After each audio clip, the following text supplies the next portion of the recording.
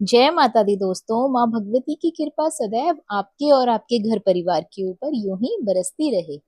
दोस्तों, आज हम श्रवण करेंगे नवरात्रि में प्रतिदिन सुनी जाने वाली कथा के बारे में। तो कथा को शुरू करने से पहले अपने हाथों में पुष्प और कुछ अक्षत लेकर जगत जननी माँ दुर्गा भगवती का ध्यान करते हुए कथा को शुरू करते हैं। दोस्तों, कथा सुनने से पहले यदि आपने अभी तक हमारे चैनल को सब्सक्राइब नहीं किया है, व्रत त्योहारों से जुड़ी कथा कहानियां आपको भी अच्छी लगती हैं, दुर्गा सप्तशती के अध्याय आप सुनना चाहते हैं, तो चैनल को सब्सक्राइब अवश्य कर लीजिए। साथ ही बेल आइकन के बटन को दबा लीजिए ताकि हमारी आने वाली वीडियोस की नोटिफिकेशन सबसे पहले आपके पास पहुंच सके। तो कथा इस प्रकार है। बृहस्पति जी बोले, हे ब्रह्मा जी, आप अत्यंत बुद्धिमान, सर्वशास्त्र और चारों वेदों को जानने वालों में श्रेष्ठ हो। हे प्रभु, कृपा कर मेरे वचन सुनो। चैत्र अश्विन माघ आषाढ़ मास के शुक्ल पक्ष में नवरात्रि का व्रत और उत्सव क्यों किया जाता है? हे भगवान, इस व्रत का फल क्या है? किस प्रकार करना उचित है? पहले इस व्रत को किसने किया, ये सभी मुझे विस्तार पूर्वक बतलाइए। तो बृहस्पति जी का ऐसा प्रश्न सुनकर ब्रह्मा जी कहने लगे, हे बृहस्पति, प्राणियों को हित करने की इच्छा से तुमने बहुत ही अच्छा प्रश्न किया है। जो मनुष्य मनोरथ पूर्ण करने वाली दुर्गा, महादेवी, सूर्य और नारायण का ध्यान करते हैं, वे मनुष्य धन्य हैं। ये नवरात्रि व्रत संपूर्ण कामनाओं की हेतु किया जाता है। इसके करने से पुत्र चाहने वालों को पुत्र मिलता है, धन चाहने वालों को धन मिलता है, विद्या चाहने वालों को विद्या मिलती है और सुख चाहने वालों को सुख प्राप्त होता है। इस व्रत को करने से रोगी मनुष्य का रोग दूर होता है, कारागार में पड़ा हुआ मनुष्य बंधन से छूट जाता है, मनुष्य की तमाम विपत्तियां दूर हो जाती हैं और उसके घर में संपूर्ण संपत्तियां आकर उपस्थित हो जाती हैं। समस्त पापों को दूर करने वाले इस व्रत के ऐसे कौन सा मनोरथ है जो सिद्ध नहीं होता? ये व्रत सर्वोत्तम है। यदि व्रत करने वाला मनुष्य सारे दिन उपवास ना कर सके तो एक समय भोजन कर सकता है और उस दिन बांधवों सहित नवरात्रि व्रत की कथा को सुनना जरूर चाहिए। हे बृहस्पति, जिसने पहले इस महाव्रत को किया है उसका पवित्र इतिहास मैं तुम्हें सुनाता हूँ, तुम सावधान होकर इसे सुनो। इस प्रकार ब्रह्मा जी के वचन सुनकर बृहस्पति जी ओम बोले, हे ब्रह्मा, हे ब्राह्मण, मनुष्यों को कल्याण करने वाले इस व्रत के इतिहास को मेरे लिए कहो, मैं सावधान होकर सुन रहा हूँ। आपकी शरण आए हुए मुझ पर कृपा करो। ब्रह्मा जी बोले, पीठत नाम के मनोहर नगर में एक अनाथ नाम का ब्राह्मण रहता था। वह भगवती दुर्गा का परम भक्त था। उसके संपूर्ण सद्गुणों से युक्त मानो ब्रह्मा की सबसे पहली रचना हो ऐसे यथार्थ नाम वाली सुमति नाम की एक अत्यंत सुंदर कन्या पैदा हुई। वह कन्या सुमति अपने घर के बालकपन से अपनी सहेलियों के साथ क्रीड़ा करती हुई इस प्रकार बढ़ने लगी जैसे शुक्ल पक्ष में चंद्रमा की कला बढ़ती है। उसका पिता प्रतिदिन दुर्गा की पूजा और होम किया करता था। उस समय वह भी नियम से वहां उपस्थित होती थी। एक दिन सुमति अपनी सखियों के साथ खेलने लग गई और भगवती के पूजन में उपस्थित नहीं हुई। उसके पिता को पुत्री की ऐसी असावधानी देखकर बहुत क्रोध आया और वो पुत्री से कहने लगा, हे दुष्ट पुत्री, आज प्रभात से तुमने भगवती का पूजन नहीं किया है, इस कारण मैं किसी कुष्टी और जय माता दी दरिद्र मनुष्य के साथ तेरा विवाह करूंगा। इस प्रकार कुपित पिता के वचन सुनकर सुमति को बड़ा दुख हुआ और पिता से कहने लगी कि हे पिताजी, मैं आपकी कन्या हूँ, मैं आपके सब तरह से अधीन हूँ, जैसे आपकी इच्छा हो मेरा विवाह कर सकते हो। वही होगा जो मेरे भाग्य में लिखा है, मुझे तो पूर्ण रूप से विश्वास है। मनुष्य न जाने कितने मनोरथों का चिंतन करता है, पर होता वही है जो भाग्य से विधाता ने लिखा होता है। जो जैसा करता है उसको फल भी उस कर्म के अनुसार ही मिलता है, क्योंकि कर्म करना मनुष्य के अधीन है पर फल देना देव के अधीन है। जैसे अग्नि में पड़े हुए तृण उसको अधिक प्रदीप्त नहीं कर सकते, उसी तरह अपनी कन्या के ऐसे निर्भयता से वचन सुनकर उस ब्राह्मण को अधिक क्रोध आया। तब उसने कन्या को एक कुष्टी के साथ विवाह कर दिया। ओम। अत्यंत क्रोध होकर पुत्री से कहने लगा कि जाओ जाओ, जल्दी जाओ, अपने कर्म का फल भोगो, देखें केवल भाग्य भरोसे रहकर क्या करती हो। इस प्रकार से कहे पिता के कटु वचन सुनकर सुमति अपने मन में विचार करने लगी कि अहो, मेरा बड़ा दुर्भाग्य है जिससे मुझे ऐसा पति मिला। इस प्रकार अपने दुख का विचार करती हुई वह सुमति अपने पति के साथ वन में चली गई और भयानक वन में कुशायुक्त उस स्थान पर उन्होंने बड़ी कष्ट से रात व्यतीत की। उस गरीब बालिका की ऐसी दशा देखकर भगवती पूर्व पुण्य के प्रभाव से प्रकट होकर सुमति से कहने लगी, हे ब्रह्माणी, मैं तुम पर प्रसन्न हूँ, तुम जो चाहो वरदान मांग सकती हो, मैं प्रसन्न होने पर मनोवांछित फल देने वाली हूँ। इस प्रकार भगवती दुर्गा का वचन सुनकर ब्रह्माणी कहने लगी कि आप कौन हैं जो मुझ पर प्रसन्न हुई हैं? ये सब मेरे लिए कहा और अपनी कृपा दृष्टि से मुझे दासी को कृतार्थ करो। ऐसा ब्रह्माणी का वचन सुनकर देवी कहने लगी कि मैं आदि शक्ति हूँ और मैं ही ब्रह्मा, विद्या और सरस्वती हूँ। मैं प्रसन्न होने पर प्राणियों को दुख दरिद्र दूर करती हूँ और सुख प्रदान करती हूँ। हे ब्रह्माणी, मैं तुम पर तेरे पूर्व जन्म के पुण्य प्रभाव से प्रसन्न हुई हूँ। तुमने पूर्व जन्म का वृत्तांत मैं तुम्हें सुनाती हूँ। तो पूर्व जन्म में निषाद भील की स्त्री थी और अति पतिव्रता स्त्री थी।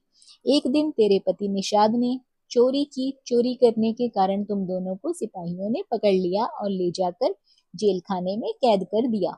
उन लोगों ने तेरे को और तेरे पति को भोजन भी नहीं दिया। इस प्रकार नवरात्रि के दिनों में तुमने ना तो कुछ खाया और ना ही जल पिया।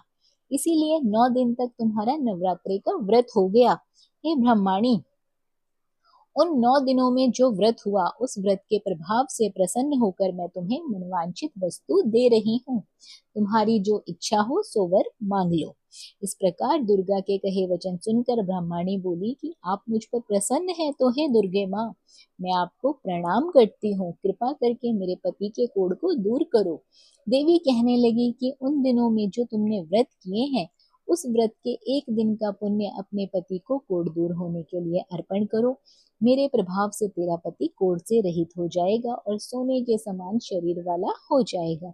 ब्रह्मा जी से बोले। इस प्रकार देवी का वचन सुनकर वे ब्रह्माणी बहुत प्रसन्न हुई और पति को निरोग करने की इच्छा से ठीक है ऐसा बोली। तब तक उसके पति का शरीर भगवती दुर्गा की कृपा से कुष्ठहीन होकर अति कांति युक्त हो गया, जिसकी कांति के सामने चंद्रमा की क्रांति भी क्षीण हो जाती थी।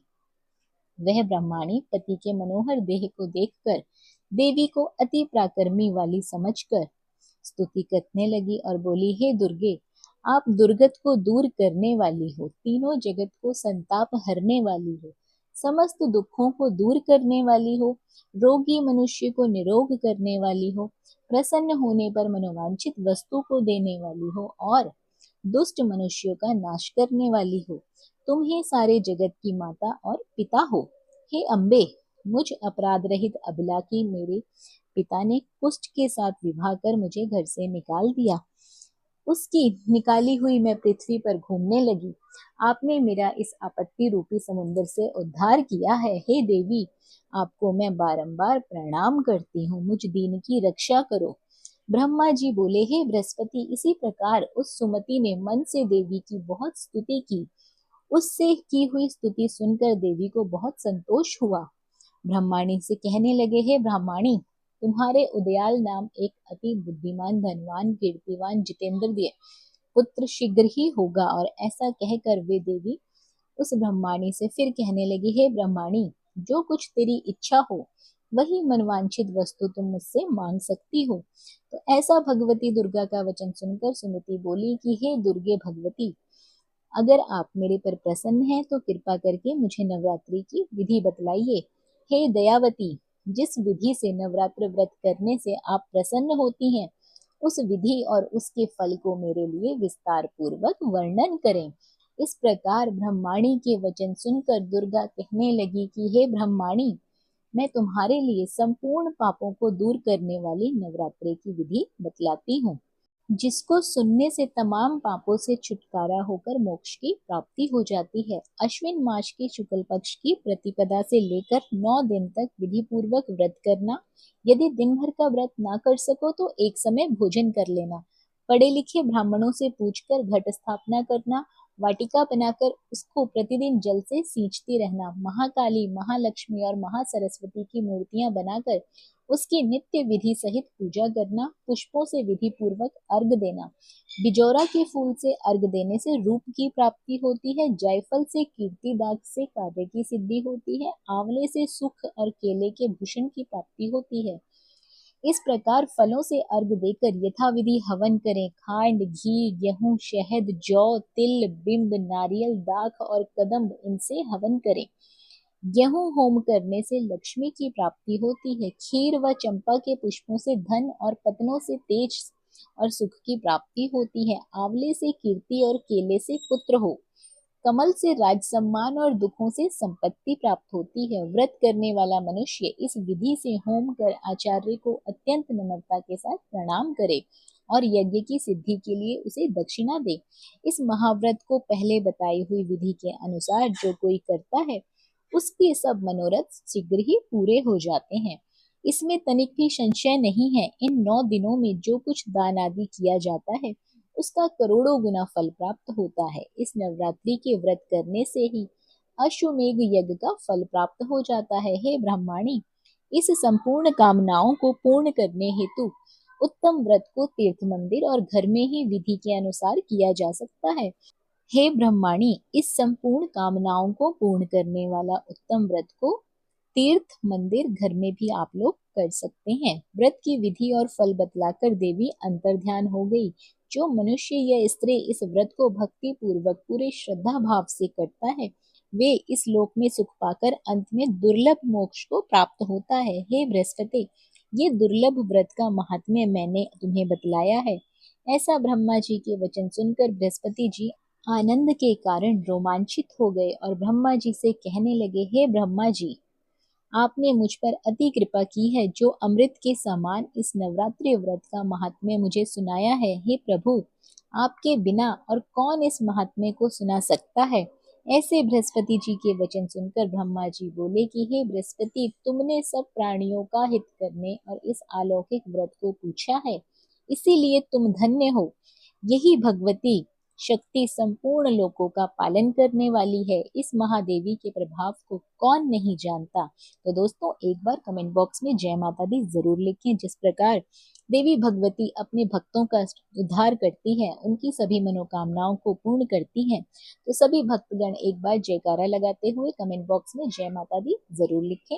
यदि आपने अभी तक चैनल को सब्सक्राइब नहीं किया है और इस तरह की कथा कहानियां आप भी सुनना चाहते हैं तो चैनल को सब्सक्राइब अवश्य कर लीजिए। वीडियो को लाइक और शेयर करना बिल्कुल ना भूलिए। बने रहिए आपके अपने YouTube चैनल अंकित वास्तु ज्ञान में। धन्यवाद।